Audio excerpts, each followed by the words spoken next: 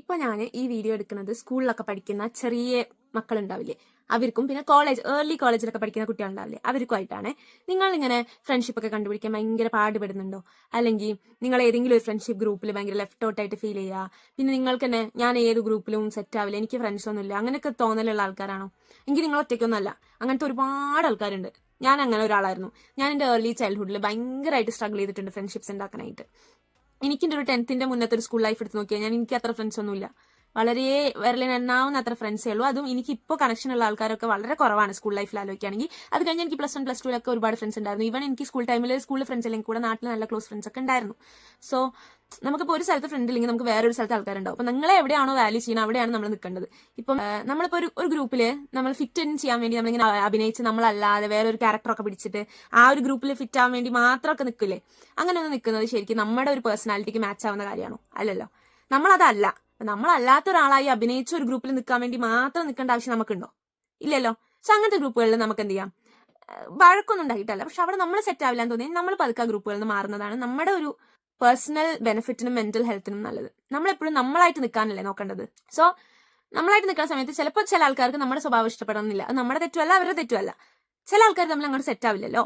അവരുടെ സ്വഭാവം വേറെയാണ്, നമ്മുടെ സ്വഭാവം വേറെയാണ്. ഇതിൽ നല്ലത് ചീത്താന്നില്ല. നമുക്ക് സെറ്റ് ആവുന്ന തരത്തിലുള്ള ഫ്രണ്ട്സിനെ നമുക്ക് ഉണ്ടാക്കാം. ഇൻ കേസ് നമുക്ക് ഒരു സ്ഥലത്ത് പോയി, ഒരു സ്കൂളിൽ പോയി, ആ ക്ലാസ്സിൽ ആരും നമുക്ക് ഫ്രണ്ട്സ് ഇല്ലാന്ന് വെക്കാം. ചിലപ്പോൾ അപ്പുറത്തെ ക്ലാസ്സിൽ നമുക്ക് ഫ്രണ്ട്സ് ഉണ്ടാവാം. അപ്പൊ ഈ ക്ലാസ്സിൽ ഫ്രണ്ട്സ് ഇല്ലെങ്കിൽ ഓക്കെ, ഇവൻ ചിലപ്പോൾ നമുക്ക് ആ ഒരു സ്കൂളിലെ ഫ്രണ്ട്സ് ഇല്ലാന്നാവാം. അങ്ങനെയാണെങ്കിലും ഓക്കെ, നമുക്ക് ഒറ്റയ്ക്ക് ഇരുന്ന് ഭക്ഷണം കഴിക്കാൻ പറ്റും. ഒറ്റയ്ക്ക് നമുക്ക് സാധനങ്ങൾ വാങ്ങണമെങ്കിൽ, ഇപ്പൊ എന്തെങ്കിലും സ്നാക്ക് വാങ്ങണമെങ്കിൽ ഒറ്റയ്ക്ക് പോകാൻ പറ്റും. അതൊന്നും കുഴപ്പമില്ല. നമുക്ക് ചിലപ്പോൾ തോന്നും, അയ്യോ നമ്മൾ ഒറ്റയ്ക്ക് നടക്കുമ്പോൾ എല്ലാവരും നമ്മളെ ശ്രദ്ധിക്കുന്നുണ്ടോ എന്നൊക്കെ നമുക്ക് തോന്നും. പക്ഷെ ചിലപ്പോൾ നമ്മുടെ തോന്നലാവും, ചിലപ്പോൾ ശ്രദ്ധിക്കുന്നുണ്ടാവും. ഇൻ കേസ് ശ്രദ്ധിച്ചാൽ തന്നെ നമുക്ക് എന്ത് പോയി? അത് നമ്മൾ നോക്കേണ്ട കാര്യമില്ല. ഒറ്റയ്ക്ക് പോവുക, നമുക്ക് വേണ്ട കാര്യം നമ്മൾ ചെയ്യുക, ഹാപ്പി ആയിട്ട് തിരിച്ചു വരിക. സ്കൂളിൽ നമ്മൾ ഹാപ്പി ആയിട്ട് നിൽക്കുക, അല്ലെങ്കിൽ ഇപ്പോൾ വേറെ ഏതെങ്കിലും സ്ഥലത്താണെങ്കിൽ അവിടെ ഹാപ്പി ആയിട്ട് നിൽക്കുക. നമുക്ക് നമ്മൾ തന്നെ മതി. അതൊരു ഒരിക്കലും ഒരു തെറ്റല്ല. പക്ഷെ നമ്മളെ എവിടെയാണോ വാല്യൂ ചെയ്യുന്നത് അവിടെ നമ്മൾ നിൽക്കാൻ നോക്കുക.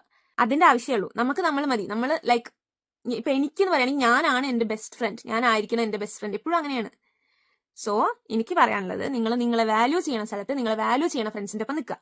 ഇനി ഇൻ കേസ് നിങ്ങളെ വാല്യൂ ചെയ്യുന്ന ഫ്രണ്ട്സ് ഇല്ല, അല്ലെങ്കിൽ നിങ്ങൾക്ക് സെറ്റ് ആവുന്ന രീതിയിലുള്ള ഫ്രണ്ട്സ് ഇല്ലെങ്കിൽ ഇറ്റ്സ് ഓക്കെ. ഒറ്റയ്ക്ക് നടക്കുന്നതും ഒറ്റയ്ക്ക് ഇരിക്കുന്നതും അതൊക്കെയും ഓക്കെ ആയിട്ടുള്ള കാര്യമാണ്. ഒരിക്കലും നിങ്ങളുടെ ഫോൾട്ട് അല്ല. സോ നിങ്ങൾ വൺസ് ആ ഒരു ഫിയർ നിങ്ങൾ ഓവർകം ചെയ്ത് കഴിഞ്ഞാൽ നിങ്ങൾക്ക് പിന്നെ ഒരു പ്രശ്നമേ ഉണ്ടാവില്ല.